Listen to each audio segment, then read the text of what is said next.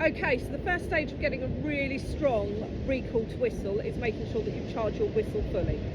So I prefer the 211.5, I just prefer the pitch. And what we're going to do is we're going to make sure that Hudson understands that that whistle means good things. Now, when we look at recall training, traditionally in gun dog work, your whistle for recall is multiple pips. So I use 3. I know some people like to use 5, but try not to use one whistle, because the one whistle we're going to use for our stop, our sit-on whistle.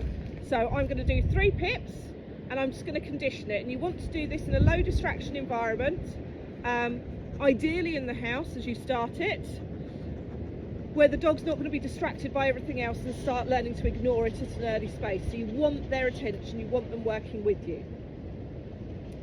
Once you've got that, you're going to pip 3 times, or whatever your choice is, beep, beep, beep, and you're going to deliver a treat. So I'll show you what that looks like. Hudson. So I've only got the sit-in so that he's there and listening, and we're going to make sure we do those 3 pips, and we're going to treat. This is Hudson's first introduction to a whistle. He hasn't used a whistle before.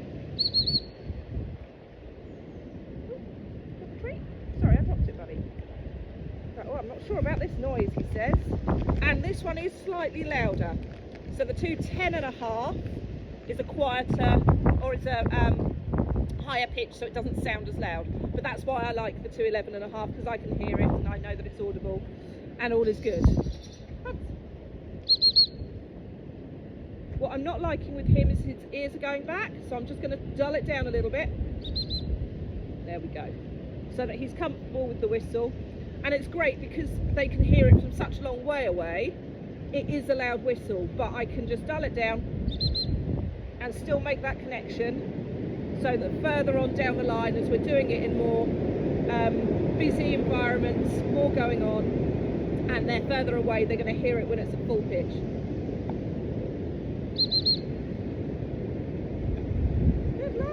I'm giving him multiple treats every time I whistle. It's got to be a good thing. Pairing the association of the whistle with something positive is all we want to do at this stage.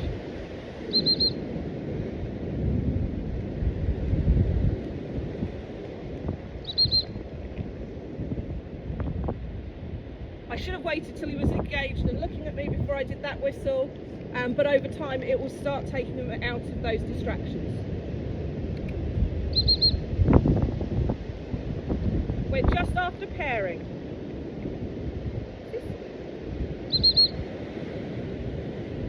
Really easy, simple exercise to start with. Give it a go, see how you get on.